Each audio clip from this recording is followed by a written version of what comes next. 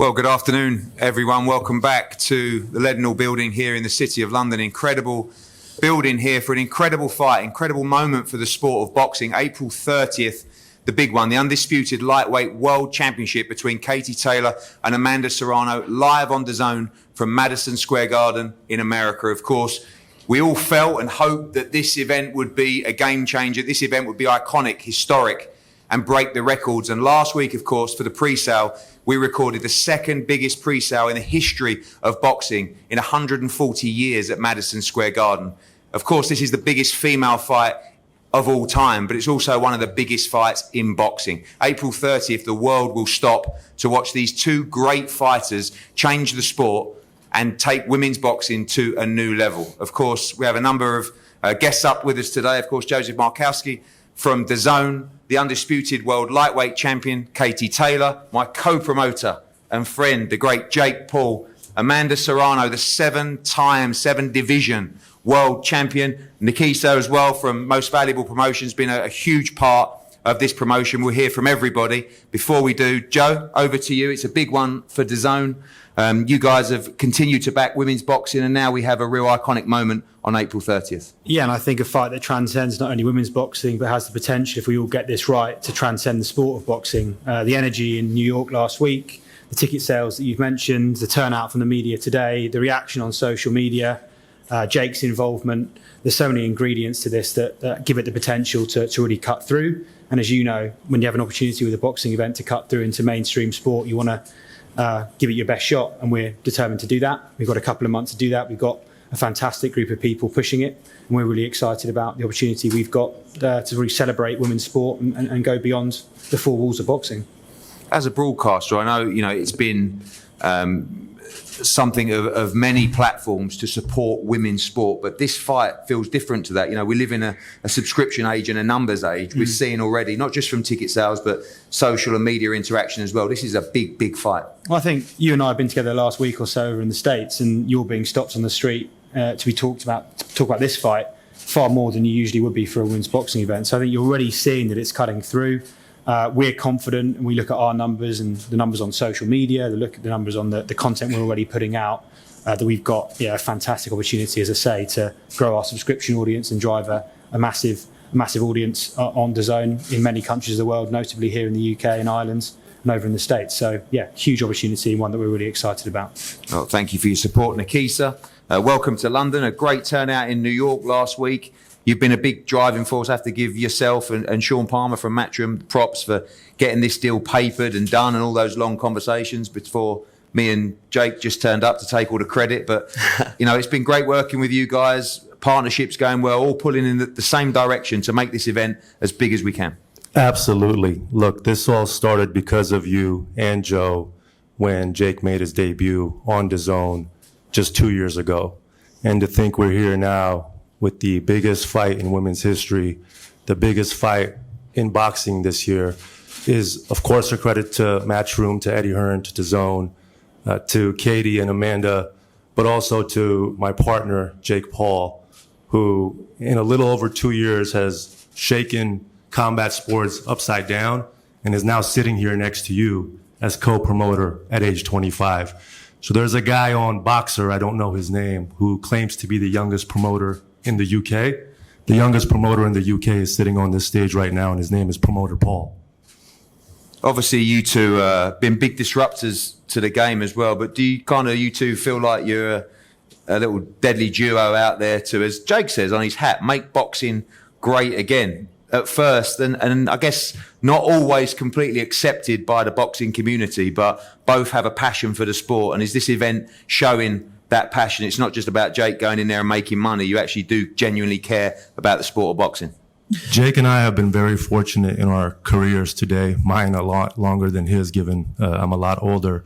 We don't need to be doing this. We want to be doing this. It's a privilege. It's an honor. And it's something that's disrupting sports as a whole, led by Jake, Katie, and Amanda. Jake, welcome. People asked me leading into this promotion how I thought you'd be in this promotion. I see a more serious side of you. No messing around, no clowning around. Of course, you're out here to push the show, but this event and obviously Amanda's career, this fight something you feel very passionate about? It's very serious, and I'm just excited for April 30th, first and foremost. People better get their tickets at msg.com, because otherwise they're going to be sitting in the nosebleeds the way these tickets are selling. But this is what these ladies are doing. I want to, give them a round of applause, because they're doing what most people in boxing aren't doing. The pound for pound two best going at it. This is what boxing needs more of, whether it's male or female. So they're putting it all on the line for this fight, which is what makes this so big. And one of the reasons it makes it so big. So this is unprecedented, and more boxers across the whole sport should take notes from these two ladies. Make the big fights happen if you're one of the pound for pound best, and tell your promoters you want the fights. That's what these ladies did, and that's why we're here. Obviously, for you, you have been a disruptor. Same question that I asked Nikisa. Are you looking to be respected by the sport, not just as a fighter, but someone that's genuinely putting something back?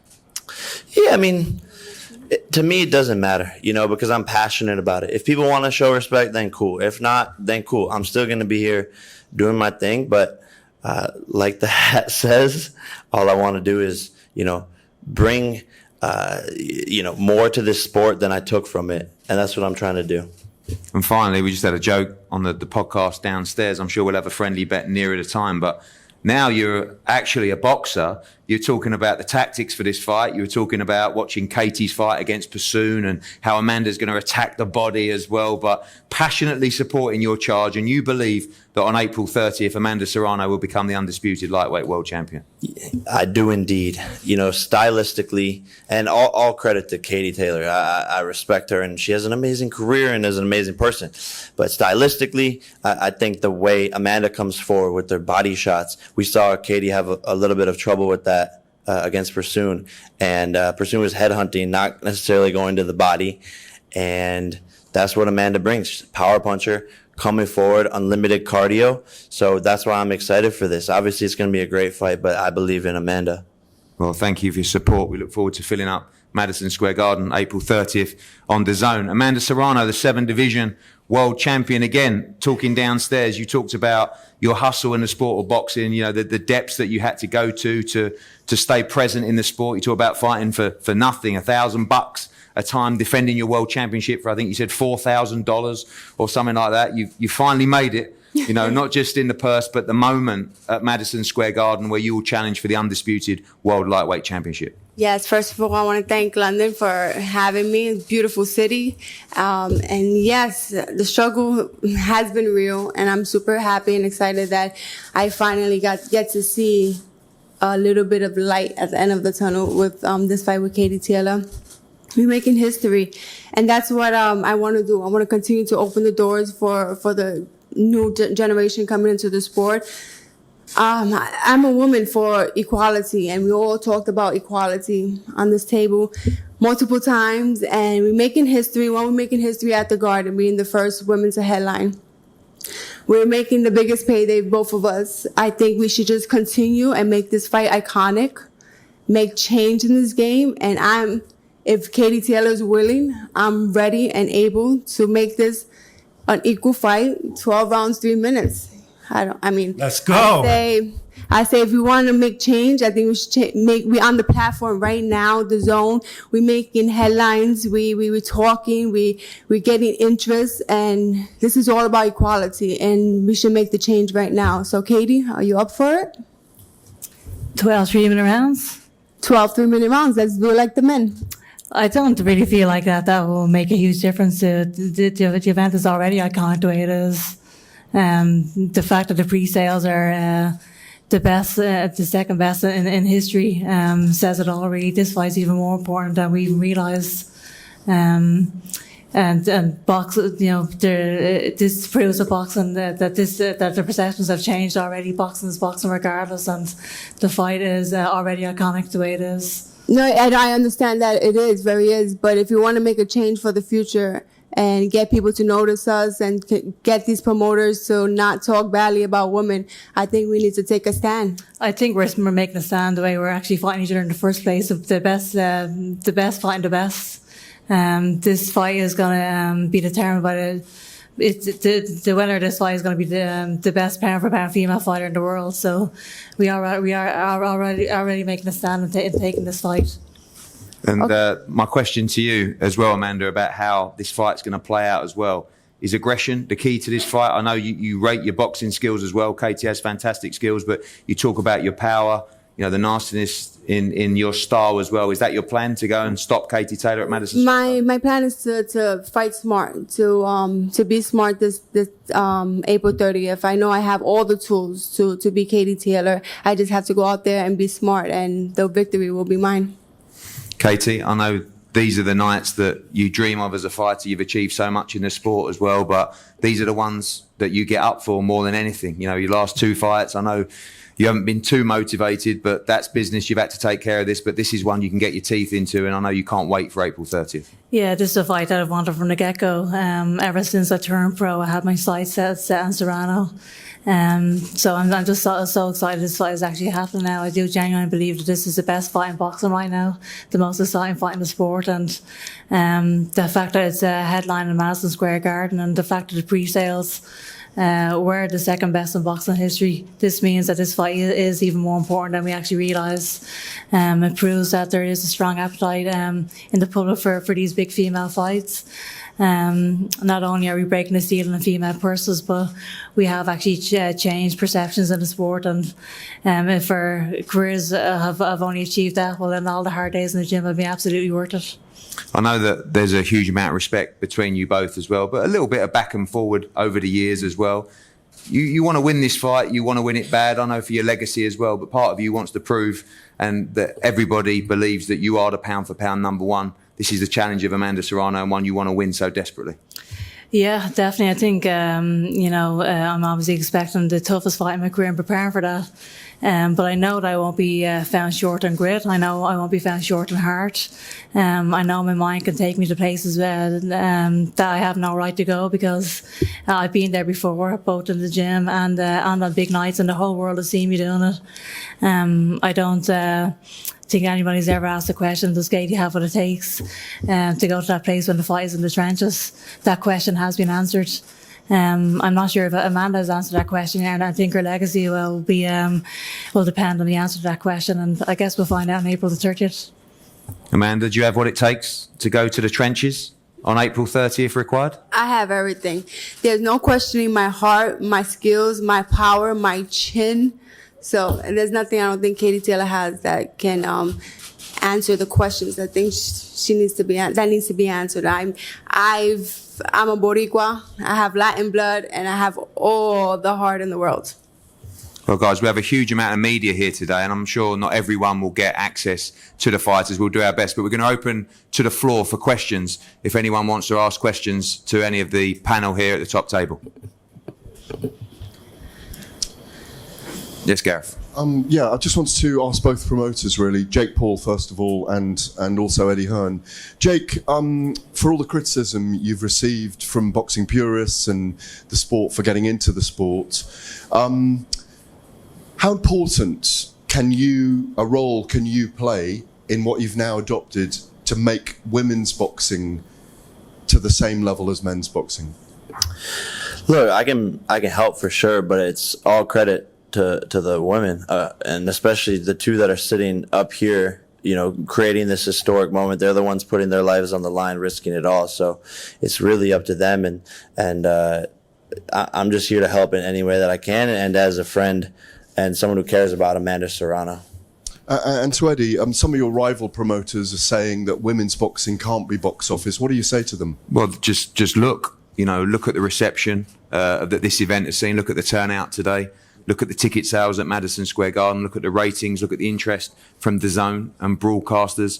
Sometimes Jake calls some of these promoters dinosaurs, and that is the case. And I even just so you don't think that I'm speaking badly about competition, I put my dad in the same. Katie's made my dad a fan of women's boxing, if that's what you want to call it. But you just have to watch it. And when you've got a great fighter, you've got a great product, you just have to showcase it to the world. And that's what Katie Taylor has done, and Amanda Serrano as well. So I feel that, you know, the divide between women's boxing and men's boxing is changing. We've always said it's just boxing. And at the end of the day, if you're a draw, if you're entertaining, regardless of your sex, it's completely irrelevant. And what we're seeing now is great fights. Forget gender, just great fights. These are tremendous pound for pound greats. Yes, Dan.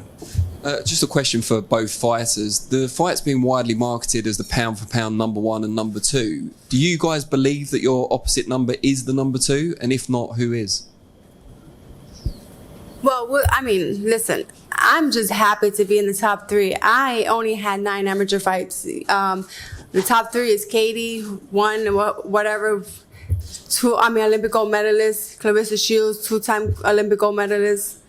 I only had 9 amateur fights. So I'm just super happy and proud to be in that top list. And then come April 30th, we'll see who's the true pound for pound woman. Yeah, I think this fight is going to tell us who the number 1 pound for pound female fighter in the world is. So that adds another edge to this kind of fight, and that's another reason why this fight is so historic as well. So number 1 and 2 fighting each other, and we're going to see who the best is. And just a follow-up question for Jake. You said you wanted to leave boxing in a better position than how you found it. This is obviously a great step in that direction. What are the other boxes that you want to tick?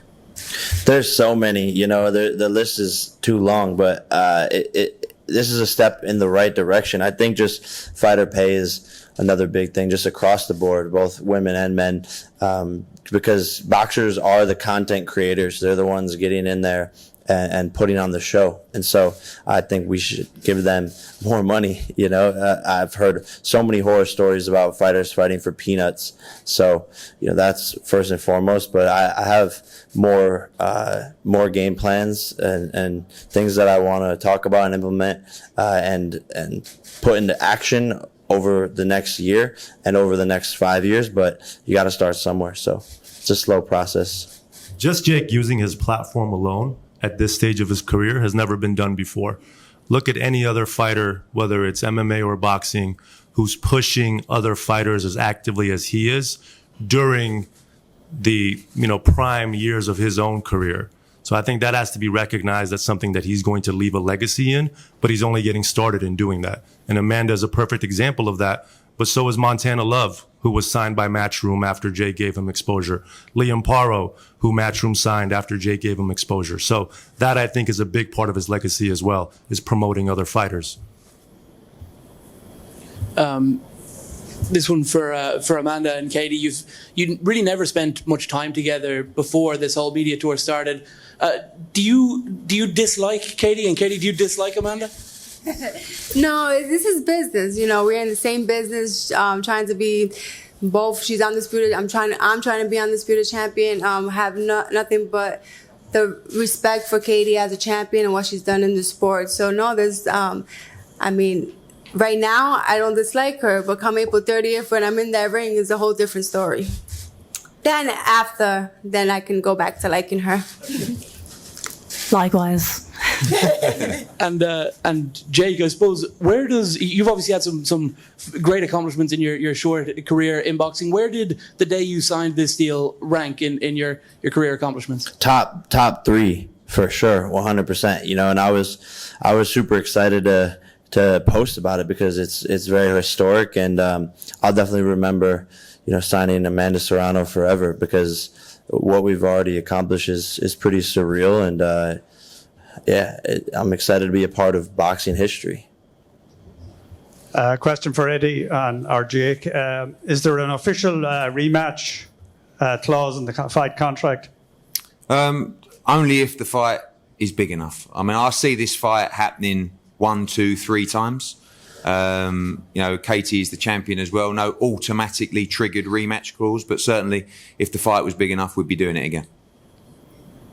But rematch clauses only exist if the champion loses. I was just...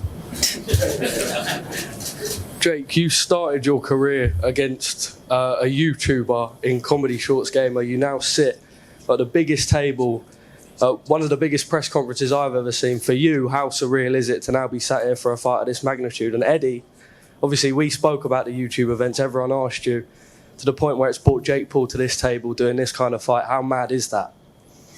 I think it just goes to show that if you want to accomplish something in life, if you really set your mind to it, you don't need to be constricted by what your peers have accomplished or what other people think is possible.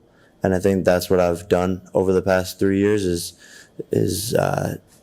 just prove everyone wrong and prove myself right and believe in myself and continue to get better every single day, whether it's in the gym or outside of the ring with what my missions and goals are. So I think it's pretty surreal. It doesn't make any sense, but this is the times we live in where social media is, the most powerful tool and everyone's on their phones, and that's only going to continue to increase. And how do you get access into those people? And that's content. And so it makes sense why we're here, but it's kind of crazy that we're here at the same time. Yeah, for me, I think I dipped my toe in YouTube boxing, and that was it for me. But I don't see Jake really, honestly, I'm not just saying it because he has YouTube boxing anymore. If he continues to go on and fight real boxers, which I'm sure is going to be the case, then I put him in a different category. I love these guys getting involved in the fights because it just brings different eyeballs, different attention, different platforms to the fight. And there's so much bitterness in boxing, so much ego and so much competition that even when you're doing a co-promotion with another promoter, they almost don't want it to succeed because you're involved. It's sick, really. But like Jake's fresh and I'm fresh enough just where we genuinely want the best for the fighters and we genuinely want to work together to make this as big as possible. And on the night when Madison Square Garden is sold out and the world is watching, we'll be proud and we'll shake hands and we'll say, when's the next one? It doesn't have to be how it is, but there's too many people in boxing working against each other. Jake, just from me, when did you realise you wanted to get involved in women's boxing and help push their right for higher purses and obviously equal pay? Was there a specific moment, obviously in your career? And yeah, I think after first having a deeper conversation with Amanda and her trainer Jordan, and Nikisa was there as well when we trained together in Los Angeles, and I heard all the stories about her, getting paid $1,000 or $2,000 for these massive fights, and I'm sitting here talking to one of the best boxers ever, period. Nothing doesn't have to do with gender, period. And it just didn't make any sense to me. And then, the relationship progressed, and Nikisa and I were creating Most Valuable Promotions, and Amanda, was wanting us to help her, and we wanted to help her, and so it just worked out perfectly. And just by being around her, this is such an important movement, and I see how passionate she is about it, and that rubs off onto me as well. If I can add, from the moment we signed our deal for Jake's last 2 fights with Showtime, the first call that we had with Steven Espinoza around the fight card, Jake and I quickly identified that it was important to bring exposure to women's boxing. That was the first time Jake had co-control of his fight card. And at that point, we discussed with Steven, Amanda Serrano being the person to target. And that's how she made her debut on Jake's first event with Showtime and Most Valuable Promotions. Yeah. Question for Amanda. Welcome to the UK, and thank you to both of you ladies for what you're doing for women in boxing. Amanda, I know you said that this is business. Thank you. I know you said that this is business, but going back to when your sister suffered a defeat to Katie, does part of you feel like this is an opportunity now to get that revenge? No, everyone asks me that question. I mean, me and my sister have the greatest relationship, and she says, don't worry, you got this. It's not like when I beat Katie Taylor, the loss is going to come off my sister's record. So this is against me and Katie Taylor right now. It's just, that's who this is for. It's for us. It's for our legacy, meaning us, meaning my team. So she's okay with it. And finally, a question for Jake. What would you say to the naysayers, the ones that didn't believe the evolution in boxing? Because that's clearly what we're starting to see now. Yeah, get used to me. I'm gonna be here for a while, and all I'm trying to do is make boxing great again. Yeah. A question for Katie and Amanda. We've seen the massive numbers and massive interest that has already circulated this fight. What needs to be done to ensure that women's boxing remains at this level of interest even beyond this fight? I think one of the things is that we need to see more big fights like this. I know that the likes of Clarissa Shields and Savannah Marshall, those kind of fights as well, that's absolutely brilliant for the sport. They're exactly the kind of fights we need to see on a consistent basis. We need big nights like this, and we've definitely covered a lot of ground over the last few years in women's boxing. We've seen the support we've seen, even we're breaking the ceiling here in terms of female persons for this fight as well, but that needs to continue. And we just need more and more big nights like this. And how much? What's it like to work with a broadcaster like DAZN and the eyeballs that brings on the fight as well? Who's that to? Sorry, to Katie and Amanda as well. Sorry. What was the question?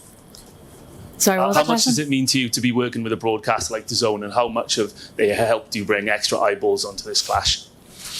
Well, Katie's been lucky enough. When she turned pro, she had Eddie Hearn, Matchroom Boxing, and DAZN backing her up, and that's a major part of people knowing about female boxing and knowing about Katie Taylor. Like I told Eddie Hearn earlier today, I've been fighting for a couple of years more than Katie.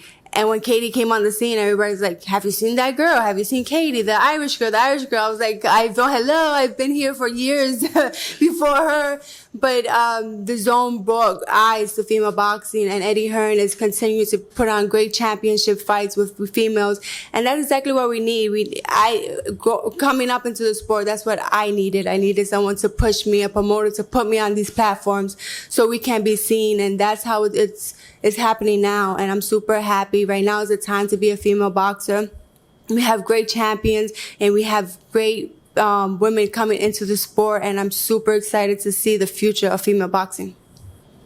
I think from our perspective as well, it's worth noting that we're always going to throw the kitchen sink from a marketing and promotional perspective at any fight that we believe can cut through and get us into a broader, more mainstream audience. And I think not many fights in boxing give us that. We've got a great, very loyal base of hardcore boxing fans, but certain fights in the course of a year give us an opportunity to go wider, and this is definitely one of them. So I'm looking forward to working with many people in this room to do that over the next 2 months, and brands and celebrities around it. That's why Jake and Nikisa's involvement in particular is excellent around this as well.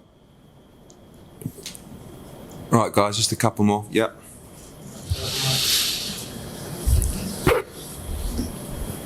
Thanks. Question for Amanda. You've got a loss and a draw on your record, both above the featherweight limit. Do you feel you're going to be strong enough to fight, to compete against undisputed lightweight champion? I mean, I believe so. If you saw my last fight, we have the same opponent, same outcome, different person after the fight. That was so many years ago, my loss and my draw. I've learned a lot. I feel like I'm in my prime right now. I've learned in and out the ring. I'm just a complete fighter right now. And yes, I have the ability I'm a 7th division world champion. I have the ability to win titles in any division I put myself in. Thank you. Oh yeah, one more thing. Fighting in New York as opposed to fighting in the UK, do you feel that gives you a slight advantage? Yeah, no, because I mean, I've seen Katie Taylor fight in the Garden, and she brings her Irish people. They follow her wherever she goes. So I don't think so. We're gonna have all neutral judges, so it's not gonna be like it's favor on my side, because I've seen Katie Taylor get decisions in New York as well. So it is. Katie Taylor is the champ. It takes a lot to beat a champ, no matter where she is. All right, guys. Sorry, go on. Last one. I got a question for Amanda and Jake. Amanda, after this fight, will you be looking to continue at lightweight, or will you be going back to super featherweight? Because I believe you got business unfinished there. Yeah, I know. I am the unified champion at featherweight. I just will have to decide where I'm a natural featherweight. You know, I'm coming up for the opportunities. It's a great fight. This is a fan fight. This is the fight for the fans. You know, after every fight, it was always, what about Katie Taylor? What about Katie Taylor? And the same thing for Katie. How about Serrano? How about Serrano? So we're doing this for the fans. And I believe when I win, I might go back down to featherweight. I mean, I am the champion, comfortable champion there, natural featherweight. So, but we have to see how it all unfolds come April 30th. I might think of something else. I don't know. Thanks, Amanda. And Jake, just one last question. You've done a great job with Amanda, getting her the high profile in a short space of time. And as she said, she's been around for years, but there was just no eyes on her. Once you finish Project Serrano, are there any other female fighters you'll be looking to elevate and put in the same position and stature that you've done for Amanda? Yeah, we'll see. You know, that's a discussion that Nikisa and I have had. But right now, our focus is on Amanda and April 30th, and we'll see if Most Valuable Promotions wants to grow our roster in 2022.